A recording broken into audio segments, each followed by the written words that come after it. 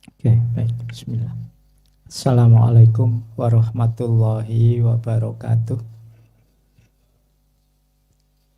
Eh, yang saya cintai, saya hormati semuanya saja teman-teman yang malam hari ini hadir, khususnya Pak Yai Edi dan Mas Edin.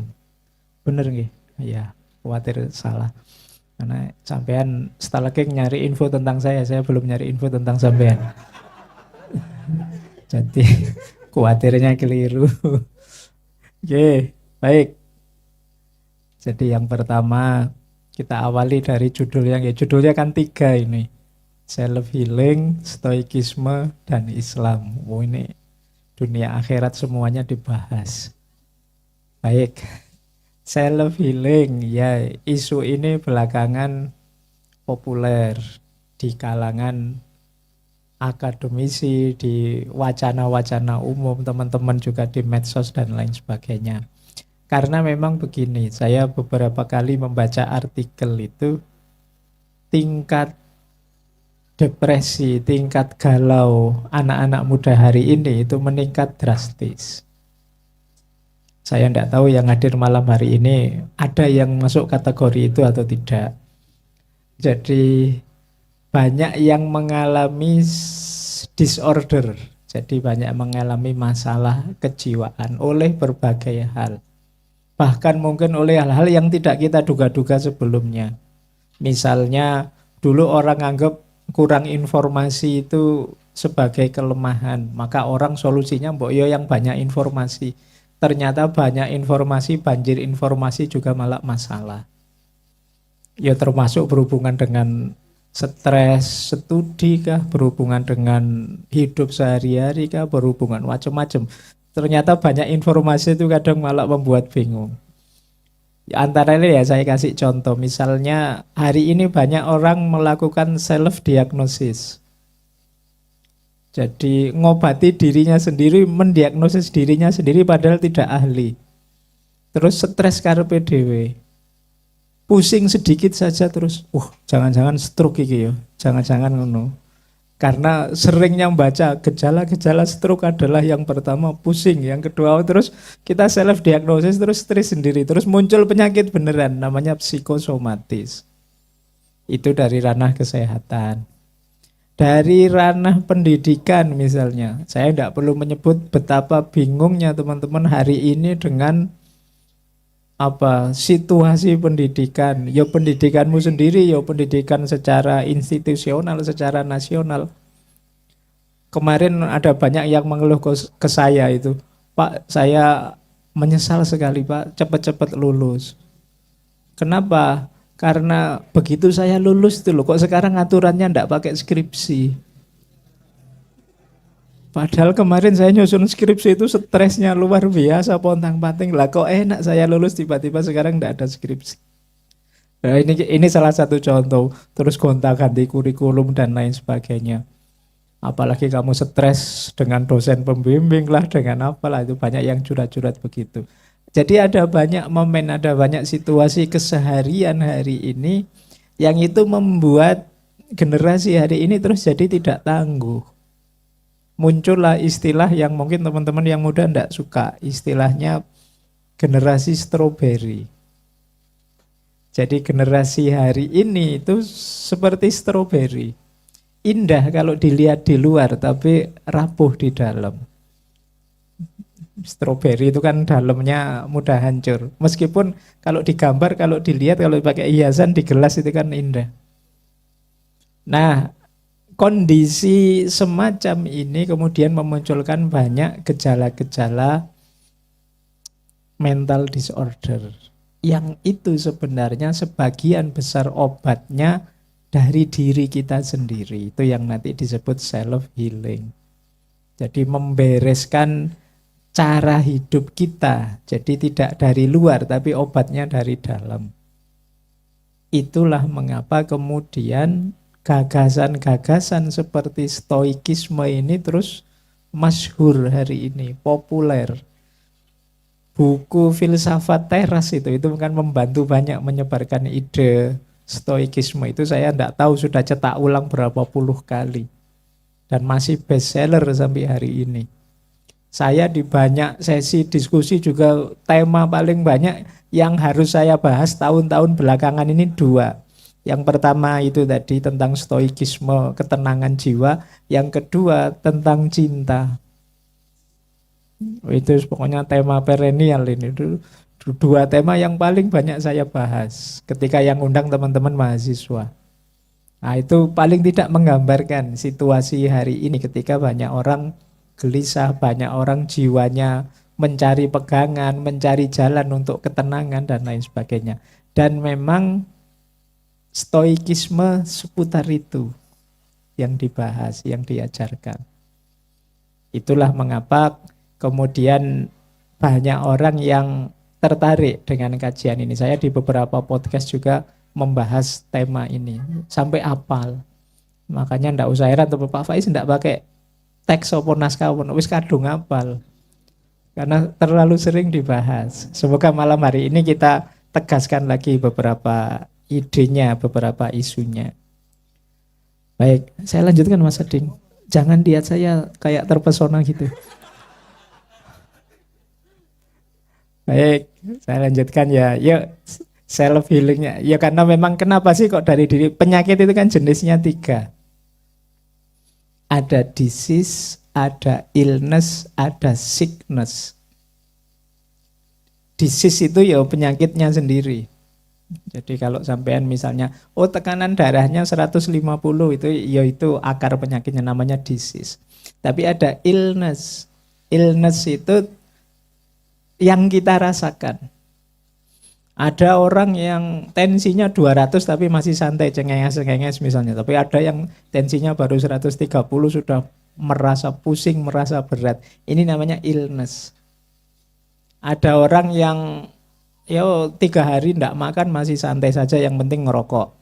Ada yang wong telat sarapan saja rasanya kayak tidak makan berhari-hari. Ada yang begitu. Itu tanggapannya terhadap fakta rasa sakitnya. Ini namanya illness. Jadi illness juga menentukan. Ada generasi yang rapuh tadi, mungkin daya illnessnya juga tinggi. Sehingga sakit sedikit rasanya kayak sakit yang berat. Kalau yang ketiga namanya sickness. Kalau sickness itu kesepakatan tentang apakah ini sakit beneran atau sebenarnya normal saja. Yang misalnya dokter-dokter belajar teori kesehatan ini itu, oh kalau 120 normal, 130 sudah mulai tidak normal tensi itu. Ini kesepakatan-kesepakatan. Nah, ini yang sakit. Nah, berarti apa? Ada andil diri kita dalam rasa sakit itu.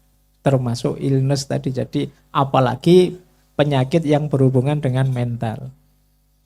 Disitulah menarik kemudian kita masuk ke tawaran-tawaran dari salah satu aliran filsafat yang kita kenal sebagai stoikisme. Yang memang dulu yang awal mengajarkan itu filosof namanya Zeno.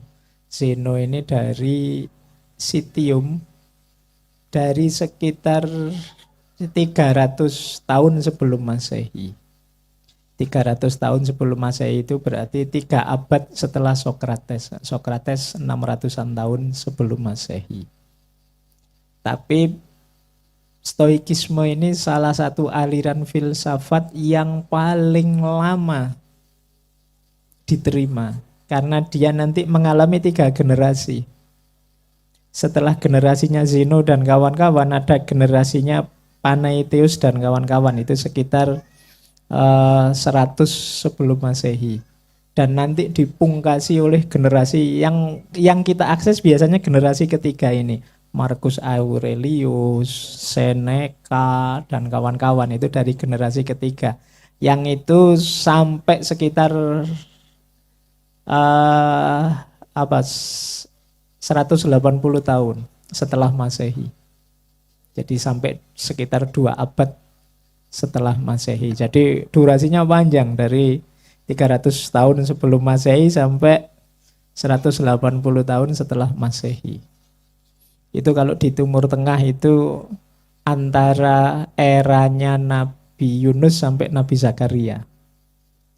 Tiba-tiba inget itu, no? Meskipun rada ndak nyambung.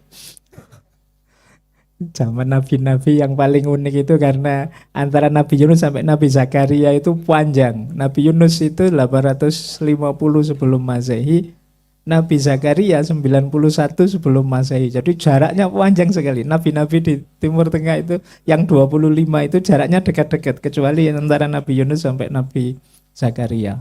Yang di era ini ternyata di Yunani filsafat sedang jaya-jayanya. Jangan-jangan nabi-nabinya pindah ke Yunani zaman itu. Oke, nah saya lanjutkan ke gagasan-gagasan intinya dari stoikisme ini. Saya tidak tahu ini nanti sampai ke Islam apa enggak ya. Teman-teman kan sudah Islam, tidak perlu saya Islamkan lagi.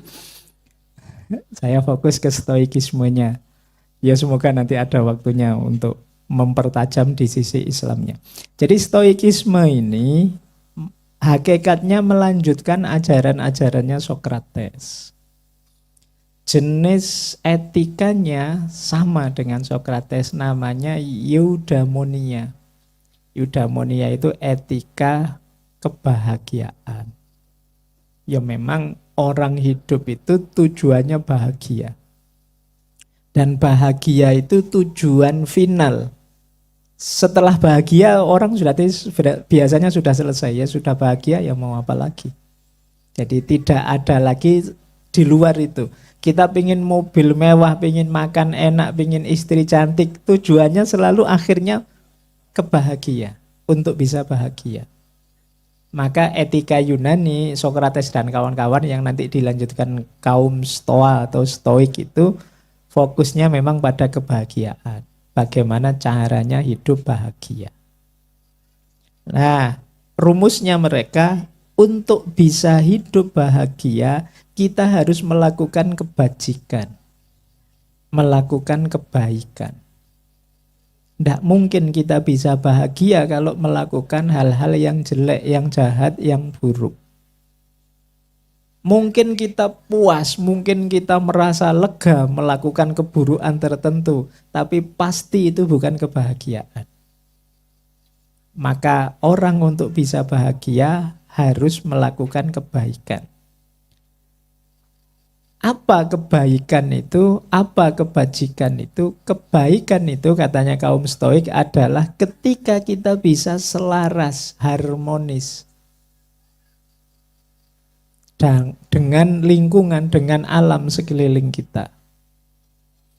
Jadi kalau ingin melakukan kebaikan ya jalankan fungsi kita sebagaimana makna kehadiran kita dan kita menyelaraskan diri dengan lingkungan sekeliling kita. Itulah kebaikan. Ya kalau ditarik ke Islam ya kita itu ya tanggung jawabnya sebagai Khalifatullah, sebagai Abdullah itu kita jalankan. Buahnya nanti bahagia.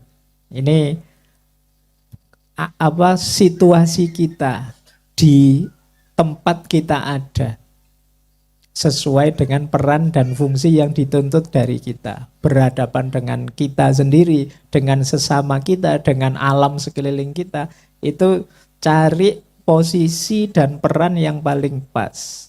Itulah nanti namanya kebaikan. Nah, kalau terus teman-teman tanya, itu kan tidak gampang Pak, ya perlu belajar ya. Makanya itu untuk tahu pasnya apa, perlu ilmu, perlu pengetahuan. Kalau di Sokrates, di shortcut, jadi pokoknya pengetahuan itu prasyarat kebahagiaan. Kalau di Stoik agak dijelaskan sedikit. Kenapa sih pengetahuan itu prasyarat kebahagiaan? Karena untuk bahagia orang perlu berbuat baik. Dan kebajikan itu adalah kemampuan kita beraktivitas, bertindak, berperan secara pas sesuai situasi sekeliling kita. Dan untuk bisa pas tadi kita harus tahu ilmunya. Jadi ini cara berpikirnya orang Stoik. Jadi berarti memang prasyarat awalnya harus belajar nambah ilmu. Tidak boleh mandeng, tidak boleh merasa bisa. Kenapa? Karena hidup kita dinamis. identifikasi kita hari ini mungkin tidak relevan lagi dengan identifikasi 5 tahun, 10 tahun yang akan datang. Dulu sebagai siswa, sekarang mahasiswa, mungkin sudah punya istri terus jadi bapak, punya anak, punya cucu terus jadi simbah, terus itu kan perannya bisa berubah-ubah.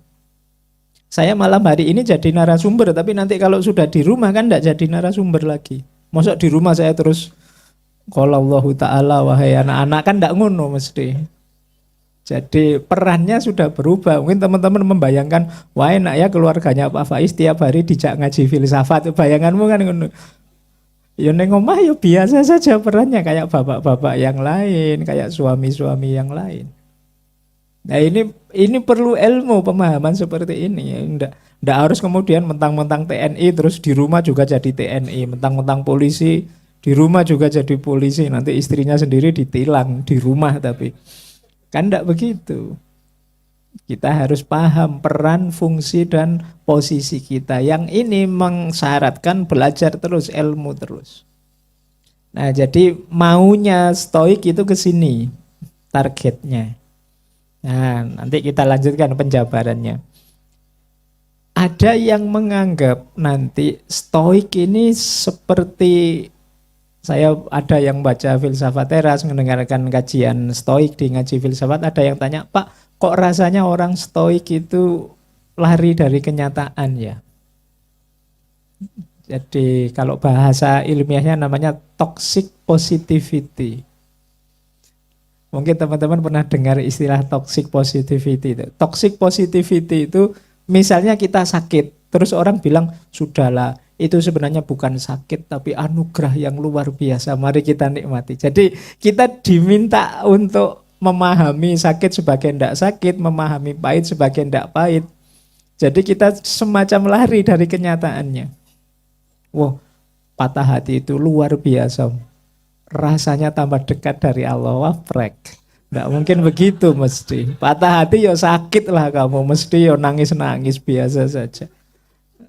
Nah, ini namanya toxic positivity. Kan banyak itu motivator-motivator yang arahnya ke toxic positivity. Kita diminta berpikir positif terus, padahal ya pahit, ya kamu nangis-nangis, ya stres, ya junggel-junggel. Nah, tidak ke situ sebenarnya. Jadi justru nanti stoikisme itu meminta kita tidak denial, tidak menyangkal. Kalau memang sakit, diakui saja sakit. Ya memang hidup itu begitu. Maka rumus pertama stoikisme adalah pemahaman dan penerimaan kita. Kalau istilah mereka dalam bahasa Inggris istilahnya divine reason. Divine reason itu semacam nalar ketuhanan. Atau mudahnya kalau pakai bahasa Islam, sunnatullah.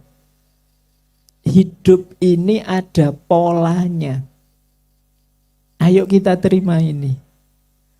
Wajar kok dalam hidup itu ada yang menang, ada yang kalah. Kadang-kadang senang, kadang-kadang sedih. Ini namanya sunatullah. Gitu loh. Kita tekun belajar, ada kemungkinan sukses, ada juga kemungkinan gagal. Dan semuanya memang rumusnya hidup seperti itu. Itu namanya divine reason. Jadi pola yang oleh Tuhan ditanamkan dalam hidup ini. Itu kalau dalam bahasa agama namanya sunnatullah. Kalau kita memahami sunnatullah ini, kita tidak akan toxic positivity tadi. Misalnya gagal, oh iya sih, pahit memang rasanya, sedih memang rasanya, tapi ya hidup itu memang begini. Ada senangnya, ada sedihnya. Nah ini gaya stoik seperti itu. Jadi tidak kok terus, wah ini positif ini ya enggak, ya negatif saja, pahit ya pahit saja, tapi kita terima sebagai bagian dari divine reason tadi, sebagai bagian dari sunnatullahnya orang hidup. Nah, ini perilaku pertama yang banyak dijelaskan oleh para tokoh stoik. Jadi penerimaan kita terhadap nomosnya, polanya kehidupan. Jadi ini yang pertama, meskipun karena ada Islam-Islamnya ya kalau di judulnya. Kalau dalam Islam ini levelnya masih kodok, belum qadar. Jadi, tapi ya kodok itu memang harus jadi pedoman dalam hidup. Jangan memedomani kodar. Kalau pingin pinter ya belajar, itu kan kodok. Meskipun ada orang tidak belajar tapi pinter, itu kan kodar. Sesuai kehendaknya Allah yang kadang-kadang memang luar biasa untuk tidak membuat kita putus asa. Tapi ini kan tidak bisa jadi pedoman. Kita loncat dari rantai 30-nya hotel itu ya secara kodok ya pasti tewas. Kita harus memedomani itu, jangan berpedoman kodar. Kalau Allah tidak menghendaki ya saya tidak tewas Pak. Ya jangan itu yang jadi pedoman. Yang dipedomani kan tetap kodok ini. Maka rumus pertama ya hidup itu pahami pola-pola ini. Maka kesedihanmu akan hilang separuh kalau memahami ini. Wah Mas, semester ini nilaimu jatuh loh. Ayo biasa, hidup memang begitu ya, kadang nilainya naik, kadang nilainya jatuh, biasa saja. Wah kamu ditinggal selingkuh loh oleh pacarmu. Ya mungkin dia suka dengan yang lain. Alhamdulillah banyak yang suka dengan pacar saya. Hidup memang seperti itu kadang-kadang. Ya kan santai aja. Jadi makanya saya bilang bebanmu bisa hilang separuh. Ya biasalah orang itu ada yang jahat, ada yang baik. Ya enggak mungkin kan orang sedunia itu baik semua. Itu kan kamu terus jadi ringan. Jadi kata Marcus Aurelius kan begitu. Kalau kamu lihat orang jahat dan kamu marah sekali sama orang itu, ayo dipahami bahwa apa mungkin di dunia ini isinya orang baik semua. Kan tidak mungkin. Akan selalu ada yang baik, ada juga yang buruk. Itu bisa menetralkan amarahmu 50%-nya. Jadi dalam hidup ini, ayo mempedomani pola-pola ini. Biar kita tidak gampang stres. Kalau teman-teman kok sedang judek overthinking apa, ayo dipahami. Ya memang hidup itu begini. Tidak mungkin sukses terus, dan insya Allah tidak mungkin kok sedih terus. Baik, itu rumus pertama ya, yang untuk self healing tadi. Mungkin ada yang galau hari ini ya, ayo kita terima saja. Hidup ini memang tidak selancar kalau diomongkan seperti saya ngomong ini ya, mesti banyak sandungan-sandungannya, banyak itu. Ya teman-teman boleh bilang enak saja Pak Faiz ngomong, saya yang merasakan. Ya nasibmu memang. Karena orang itu kan memang ada yang nasibnya buruk, ada yang nasibnya baik. Ya, biasa saja. Saya kebetulan yang baik, kalian dapat jatah yang buruk. Jadi dinikmati saja situasi. Wong hidup ini memang begitu rumusnya. Jadi rumusnya orang hidup yang dalam agama disebut sunnatullah. Yang pertama itu. Yang kedua, penting juga kita sadari kalau dalam gagasan-gagasannya kaum Stoik, peran pikiran. Jadi masalah itu bisa ringan, bisa berat. Hidup kita itu bisa indah, bisa suram. Sebagian besar peran dari pikiran. Pikiran kita itu kerjanya tidak selalu memahami, tapi juga memaknai. Kalau sekedar memahami, teman-teman lihat barang ini, ya kesimpulannya ini alat telekomunikasi, kan begitu saja. Tapi kan teman-teman nggak berhenti di situ, selalu memaknai. Memaknai itu kita menempelkan pemahaman versi kita. Mungkin kita bilang, wah inilah yang merusak generasi muda Pak. Nanti ada yang memaknai, ini loh yang memudahkan hidup hari ini. Barangnya satu, tapi maknanya bisa banyak. Itu dari mana? Dari pikiran kita. Jadi ketika pikiran kita bekerja, dia tidak sekedar memahami, tapi juga memaknai. Kalian tadi lihat saya, teman-teman lihat saya begitu maju ke sini itu kan tidak sekedar, oh itu Pak Faiz ke depan. Itu mesti di kepalamu komentarnya macam-macam, ya tidak keluar saja. Mungkin yang baru lihat saya, oh ternyata kecil ya, lebih kecil dari bayangan saya. Oh ternyata bisa macam-macam, versimu sudah itu makna. Nah, kita menghadapi peristiwa apapun juga seperti itu.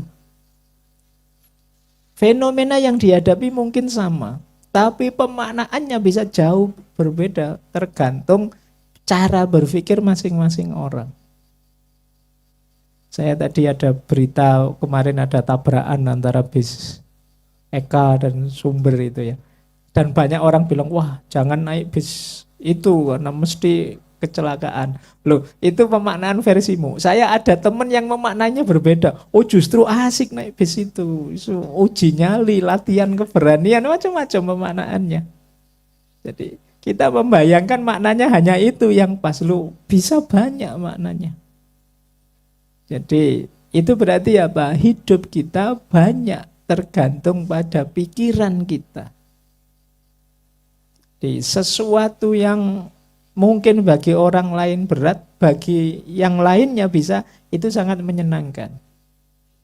Maka mari kita kelola pikiran ini dengan positif. Baik dalam prosesnya maupun input datanya. Jangan salah, input data itu kalau inputnya negatif-negatif ya style kacamata kita kacamata negatif. Tapi kalau inputnya positif-positif, kacamata yang kita pakai juga kacamata yang positif. Misalnya teman-teman tiap hari nontonnya apalah yang pornografi, yang gambar-gambar, yang video-video. Tiap hari nonton itu, ya mindsetmu ndak jauh-jauh dari situ. Kalau lihat lawan jenis pikirannya ke situ terus. Tapi kalau mindsetmu apalah gitu ya, makanya hari ini karena ini loh orang ini kok dikit-dikit agama kan saya kemarin ada yang mengeluh begitu.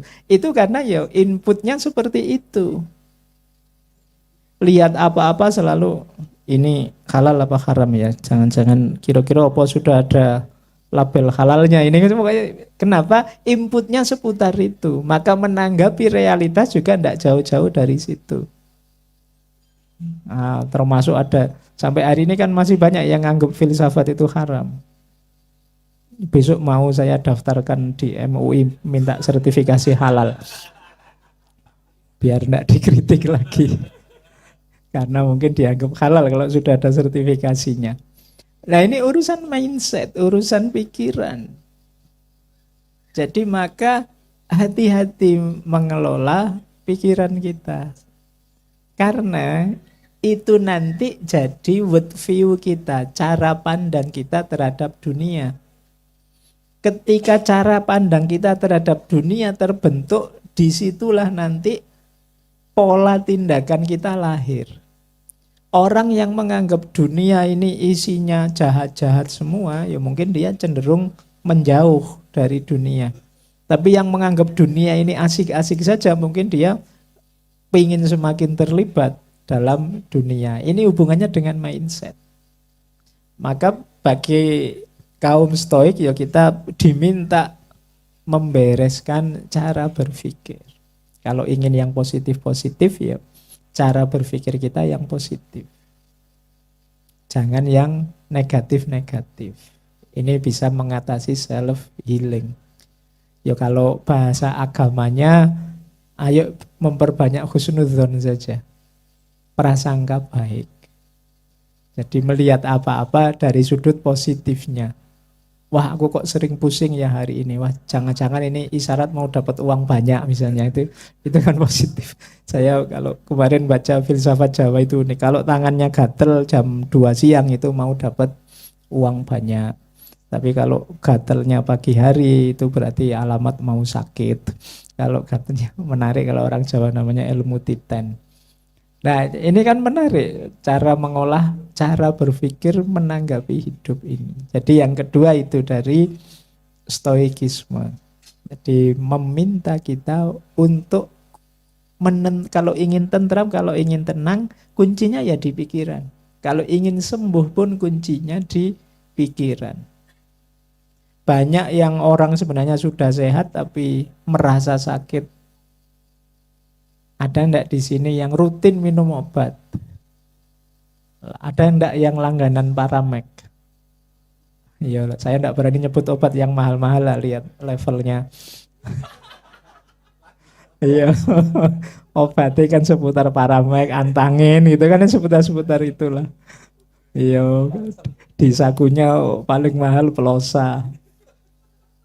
Jadi itu berhubungan dengan mindset. Saya ada teman yang kemana-mana bawa minyak angin, jadi dikit-dikit, wah di minyak anginnya dikit-dikit. Itu banyak berhubungan dengan mindset. Maka rumus yang kedua adalah cara berpikir. Jadi yang pertama penerimaan pada sunnatullah, pola-pola dalam hidup. Yang kedua penataan cara berpikir. Yang ketiga itu kesiapan menghadapi perubahan dan dinamika dalam hidup ini. Jadi kita kan sudah tahu bahwa hidup ini tidak eksak. Bahkan ilmu-ilmu eksakta pun hari ini kan kena perspektif kuantum lah, perspektif apa lah. Yang itu tidak se-eksak kemarin-kemarin. Jadi tidak ada dalam hidup ini yang sepasti itu. Maka kalau ingin hidupmu nyaman, tentram, ya mentalmu harus siap. Saya akan belajar serius, semoga besok lulus dengan nilai yang baik. Tapi ya saya akan siap seandainya harapanku tidak terpenuhi. Karena dalam hidup ini tidak selalu yang saya inginkan terpenuhi. Nah, ini berarti apa? Kesiapan jiwa kita menghadapi perubahan-perubahan dalam hidup. Jadi dengan asumsi bahwa hidup kita itu tidak sepasti, tidak seeksak yang kita inginkan. Ini kelihatannya gampang kalau diceramahkan gini, tapi dijalani tidak sesederhana kalimatnya. Tapi kalian harus berusaha karena memang faktanya hidup itu seperti itu. Kalian sudah pacaran 5 tahun, bayangannya ini mesti nanti pasangan hidup saja. Ternyata setelah lulus ditinggal kamu. Sudah capek-capek bikinin skripsi. Iya. Begitu lulus kok terus tiba-tiba diambil orang. Nah, lumayan kamu 5 tahun jaga jodohnya orang. Nah, tapi ya itulah hidup. Jadi tidak selalu selurus bayangan kita. Jadi tidak seeksak prediksi kita. Kalau mental kita sudah siap menghadapi itu, insya Allah tidak terlalu berat self healingnya. Ya biasa Pak, memang hidup itu begitu. Tidak selalu seperti harapan kita, itu bagian dari sunnatullah memang begitu. Ya tinggal saya beri makna baru saja yang lebih positif. Alhamdulillah saya ditinggal berarti saatnya ganti yang lain. Nah itu kan lebih positif daripada kamu tidak menerima kenyataan. Karena memang prosesnya orang yang sedang bermasalah itu kan kalau secara psikologi kan 5. Biasanya yang pertama memang denial. Orang mengalami yang pahit itu biasanya memang menyangkal. Kalau sudah menyangkal biasanya terus negosiasi. Negosiasi itu ya semoga bukan aku, seandainya aku pun semoga tidak separah itu. Semoga ini tidak beneran, semoga ini hanya mimpi. Itu kan fase-fase negosiasi. Terus kalau negosiasinya gagal biasanya di situ muncul depresi. Nah, kuncinya di depresi ini. Kamu tambah berat atau bisa recovery. Kalau sudah ngalami merasakan ini teman-teman harus cepat-cepat self healingnya. Setelah itu baru penerimaan. Jadi prosesnya panjang. Makanya dengan filosofi-filosofi yang ditawarkan kelompok stoik tadi mungkin bisa jadi lebih ringan. Jadi stoikisme itu sistem filsafat yang diterima semua pihak. Dari raja sampai budak. Marcus Aurelius itu kaisar, Epictetus itu mantan budak. Tapi ya dua-duanya filosofinya stoik. Jadi memang stoik tidak menawarkan gagasan-gagasan besar yang jelimet, yang rumit, tapi lebih praktis. Dalam konteks etik tadi, ketika orang ingin mengejar kebahagiaan. Sudah berapa tadi? 3. Masih terus, Mas? Kalau kalau terus saya lanjutkan. Terus ya, yang keempat, menghadapi problem mentalmu, penting juga kita berani mengikuti, kalau bahasa sederhananya ya, suara hati kita, apa yang kita inginkan. Jadi kalau memang tidak cocok, ya bilang saja tidak. Kalau setuju, ya bilang setuju. Itu lebih membahagiakanmu.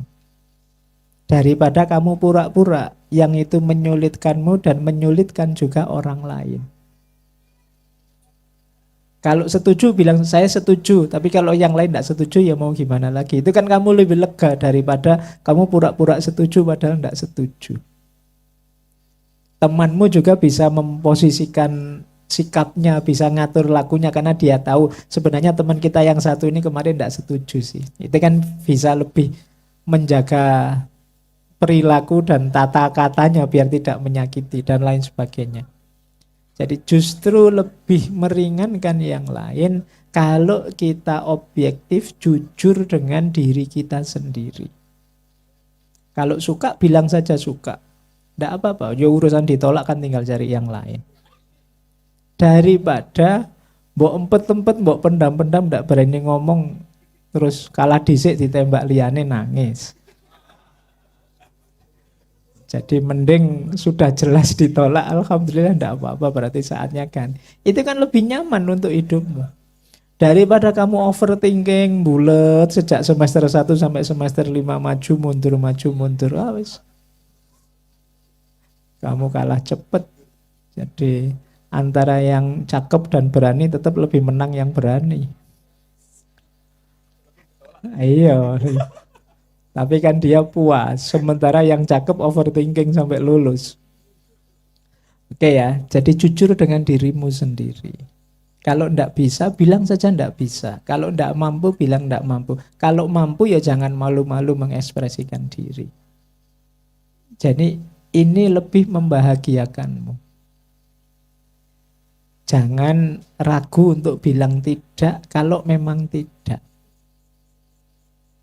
Pada siapapun, mungkin juga kadang-kadang ya dengan orang tua, karena memang ada generation gap kan sama orang tua itu kadang-kadang.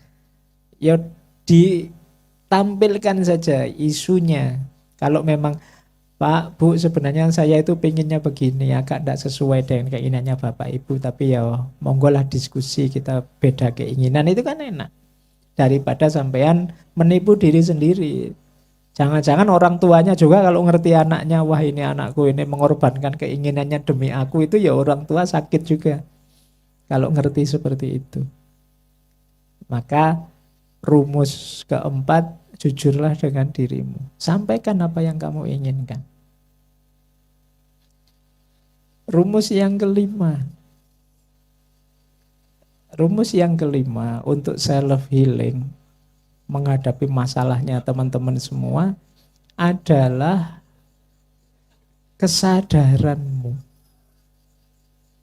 dan penerimaanmu bahwa ideal-ideal hidupmu tidak selalu bisa terpenuhi. Jadi ini kritik pada orang yang idealis.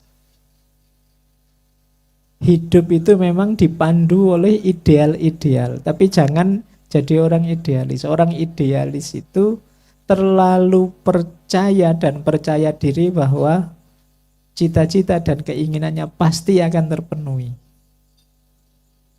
Ini biasanya jatuhnya ketika gagal lebih sakit. Karena seorang idealis tidak menyediakan ruang yang memungkinkan dia sadar bahwa ya mungkin saja yang saya inginkan itu tidak seperti yang saya, hasilnya tidak seperti yang saya bayangkan. Jadi ini ada beberapa quotes dari Marcus Aurelius yang seperti itu. Misalnya tadi yang sempat saya singgung, idealisme kita bahwa kita harus memperjuangkan kebenaran atau kebaikan sampai titik darah penghabisan. Ini ideal yang luar biasa. Tapi tetap kita harus sadar sepanjang sejarah belum pernah ada dunia ini bersih sama sekali dari keburukan dan kejahatan. Maka kalau kita kukuh dengan idealisme kita yang semacam itu, kadang-kadang kita terus kecewa. Saya sudah berjuang dari muda sampai tua seperti ini Pak, ternyata masih banyak kejahatan, ternyata masih banyak. Itu karena kita tidak memberi ruang kemungkinan bahwa ya hidup ini tidak semulus bayangan kita. Akan selalu ada yang baik dan yang buruk, akan selalu ada yang indah dan tidak indah. Itulah hidup. Maka idealisme yang berlebihan kadang-kadang justru menjerat kita. Maka kelompok Stoik ini meminta kita untuk lebih realistis, menerima situasi. Bahwa kadang-kadang ya ada seneng, ada susah, ada gagal, ada menang. Jadi ini 5 tips yang menurut saya secara umum ditawarkan oleh stoikisme untuk meringankan beban kita. Karena kadang-kadang kita itu lebih banyak dipermainkan oleh diri kita sendiri dibandingkan dipermainkan oleh yang ada di luar diri kita. Jadi pikiran-pikiran kita sendiri, cara hidup kita sendiri, gaya hidup kita sendiri, yang itu kemudian membuat kita drop sendiri. Mungkin di sini ada yang hobinya insecure, hobinya overthinking, apalagi yang istilahnya anak-anak hari ini itu kan sebenarnya ada di pikiranmu semua. Jadi berat badannya naik sedikit sudah insecure. Kemudian apalah sedikit-sedikit insecure. Nanti ada masalah sedikit overthinking. Dipikir terus padahal sudah tahu bahwa tidak ada jalan keluarnya sih, tidak mampu saya mikir. Tapi ya dipikir terus. Itu namanya overthinking. Diakui saja, wah saya tidak mampu, Pak, selesai. Iya. Tapi kamu bulet di situ terus. Maka kaum Stoa dari stoikisme menyarankan kita sederhananya mbok yang realistis. Bahwa dalam hidup ini ya memang tidak seperfect bayangan kita. Akan selalu ada lubang-lubangnya dan itu yang disebut sunnatullah, pola dalam hidup ini. Baik, mungkin nanti banyak dialognya, banyak curhatnya ya. Saya tambah satu lagi karena judulnya ada Islamnya. Nah, konsep-konsep dari Stoik tadi menurut saya luar biasa dan pasti nilai-nilai yang ditawarkan tadi bisalah kita cari dalilnya kalau kita mau. Dasar dari keberagamaannya hanya saja menurut saya akan lebih luar biasa lagi konsep-konsep Stoik ini kalau kita tambahi satu lagi variabel. Kalau dalam Islam kan tetap harus masuk variabel Tuhan yang tadi saya sebut qadar tadi. Jadi bahwa hidup ini memang ada pola-pola sunnatullahnya. Tapi kadang-kadang pola-pola ini justru yang membuat kita terus jadi pesimis. Saya sudah terlanjur males-malesan, Pak. Mungkin masa depan saya suram misalnya. Ini kan terus kita jadi pesimis. Karena polanya orang hidup begitu. Kalau kamu malas, kalau kamu tidak rajin ya kemungkinan masa depanmu suram. Tapi kalau dalam Islam ada satu variabel tadi, variabel Tuhan. Yang saya sebut qadar tadi. Ya mungkin masa depanku suram, tapi kalau Allah menghendaki apa sih yang tidak mungkin? Jadi kalau dalam agama itu kan enaknya ketika Tuhan masuk, terus apa yang tidak mungkin? Kan ada itu ayatnya, kalau Allah menghendaki seluruh dunia ini bisa beriman semua, kan begitu. Jadi kalau Allah menghendaki itu apa yang tidak mungkin. Dan itu istimewanya kalau konsep dalam agama, termasuk Islam. Baik, saya minum dulu. Yang lain juga boleh minum. Kalau belum, pesen.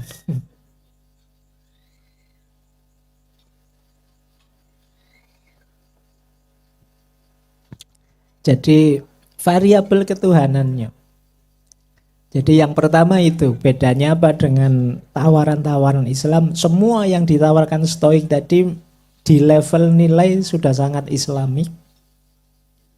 Tapi agama termasuk Islam bisa menambahkan satu variabel, yaitu masuknya Tuhan di level qadar ketika mengatasi berbagai kelemahan dan ketidakmungkinan kalau dikejar dengan cara berpikir yang normal. Jadi itu istimewanya. Yang kedua, dari perspektif agama seperti Islam, misalnya dalam tasawuf, itu ada perbedaan. Kalau di Stoik tadi fokusnya kan mungkin dalam tanda petik ya, kenyamanan diri, ketenangan diri, kebahagiaan diri. Tapi begitu kita geser ke agama, ternyata finalnya tidak itu. Kalau dalam tasawuf itu ya finalnya juga Tuhan, finalnya juga Allah. Jadi obatnya ya Allah, tujuannya ya Allah. Kalau yang di Stoik tadi obatnya adalah pembenahan diri, tujuannya kebahagiaan. Jadi masih berhubungan dengan diri. Sementara kalau dalam agama, dalam Islam ya finalnya Allah. Makanya saya tiba-tiba teringat ada cerita, saya tidak tahu pasnya, tentang Robi'ah Al-Adawiyah. Jadi satu ketika beliau ini sakit. Terus ada 3 orang sufi yang mengunjungi beliau. Ya sakit fisik ya. Kalau kalian tadi kan sakit mental. Tapi ini sama-sama sakit. Jadi sama-sama sakitnya. Kita analogikan saja. Wong ya sama-sama sakit. Cara menyikapinya. Sufi pertama bilang begini. Tidak bisa disebut seorang yang makomnya tinggi kalau dia tidak bersabar atas ujiannya Tuhan. Jawabannya Robi'ah, itu juga belum tinggi. Terus sufi kedua bilang, tidak bisa disebut orang yang makomnya tinggi kalau dia tidak bersyukur atas ujiannya Tuhan. Ini sudah bersyukur loh, tapi kata Robi'ah juga belum tinggi itu.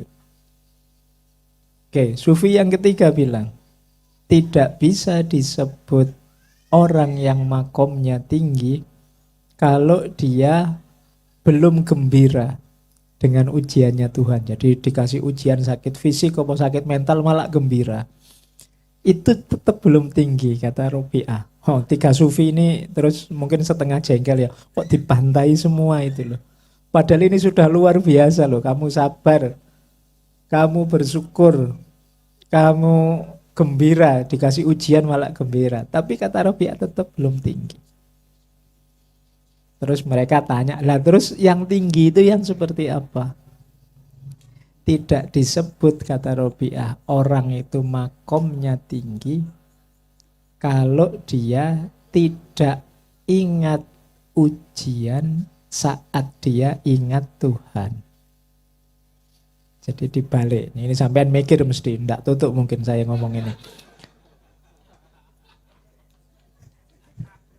Jadi gini loh maksudnya Robi'ah itu. Kudu dijelaskan nek ora wis ndak karu-karuan sampean. Jadi katanya Robi'ah, teori-teori dari para sufi tadi itu masih senternya adalah si sufi. Sufi yang sabar, sufi yang syukur, sufi yang gembira. Jadi yang ada di pikirannya masih ada akunya. Belum tinggi. Belum makom cinta. Kalau versinya Robi'ah kan terkenal dengan mahabbahnya. Orang yang mencintai itu sudah kikis akunya. Yang di pikirannya sudah tidak tentang dia lagi, tapi tentang yang dicintai. Berarti apa? Yang ada di pikirannya setiap hari ya tentang yang dicintai, tentang Tuhan. Kalau 3 yang awal tadi kan baru ingat Tuhan saat ada ujian. Kalau orangnya makomnya tinggi ya setiap detiknya ingat Tuhan.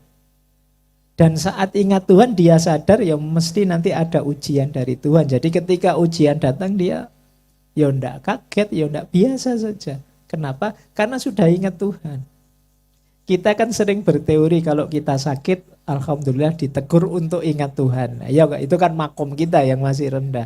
Tapi makomnya para sufi, dia tidak butuh sakit untuk ingat Tuhan karena setiap detiknya sudah ingat Tuhan.